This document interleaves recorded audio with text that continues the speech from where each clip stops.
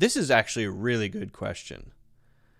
I was wondering, what is the difference between think of and think about?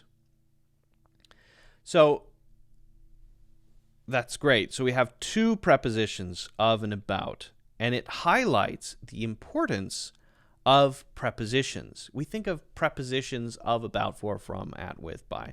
We think of these as these little words that don't mean much and they just link things together, right?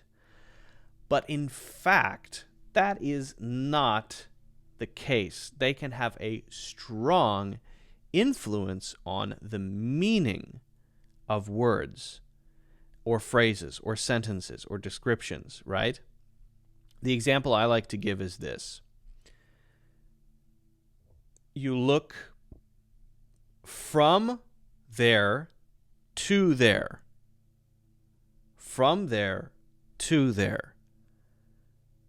So the from and the to are actually the most important part of that sentence. The looking, yeah, but if we just say you look, that's a sentence, but it's not telling us what's going on.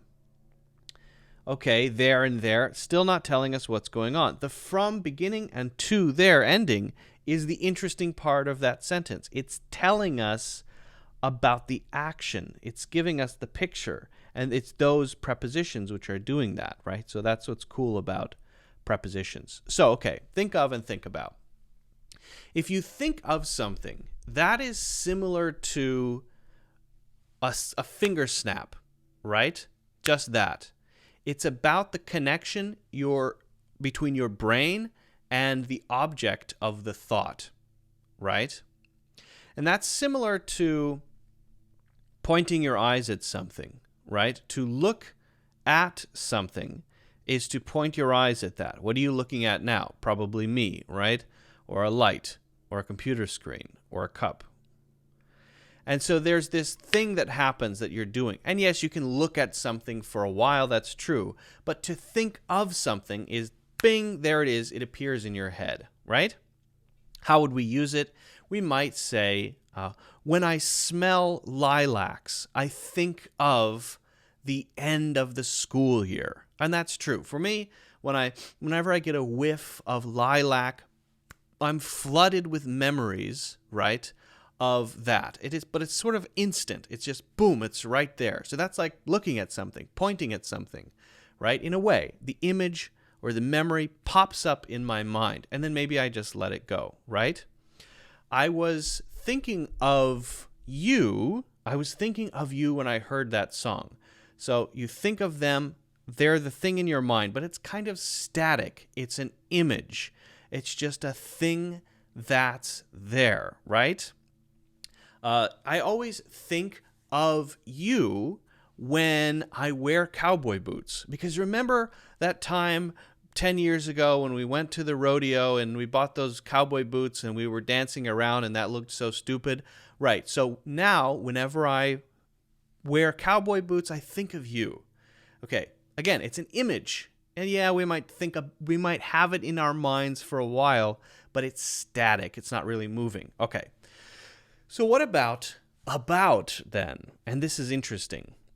I think about something as a kind of process of having a beginning and maybe a middle and an end point where the end is not the same as the beginning. Usually. You could say, I was thinking about you when I saw the cowboy boots. You could say that, okay? So it's not wrong. But that thinking of is better because it's static, it's not moving, it's just a sort of object, usually of memory. But the thinking about is a changing process. Maybe we're trying to solve something. Maybe we're trying to find a solution. Maybe we're trying to get to an answer. Maybe we're working through something in some way, right? Have you ever been irritated by something and you're not quite sure why, right? Maybe you didn't do as well as you wanted to do in something work-related, right? And that evening you're sitting at home like this, right? And someone says, hey, what are you doing? Because you've just been staring like this for the last 20 minutes. and someone says, "What are you doing?" "Oh, I'm just thinking about some work thing that happened today. I know I could have done it better, or I could have done it differently. And if I had done it differently, then it would have been, this would have happened and that would have happened." So there's more going on. Maybe you're untangling the knot of the workday and the thing that you could have done differently, right?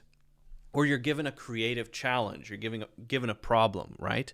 You have to buy a 10-year wedding anniversary gift for your spouse, and I want to get something really memorable, not something as boring as, just a ring or something like that, or jewelry. I want to get something really unique and creative. And so you're not thinking of that, you're thinking about that, because there's machinery going on. It's moving. There's a process. You're building something. And that's the general idea. So to be clear, these two, think of and think about, while you can use them in the same way. For example, thinking about a flower, thinking of a flower, okay, you can. The general idea is thinking of, static image, not really moving, it's just an object, and thinking about is a process where you're contemplating something, you're working through a problem, and it's more creative. So hopefully that answers your question, Chama. If not, let me know, but it is a very good question.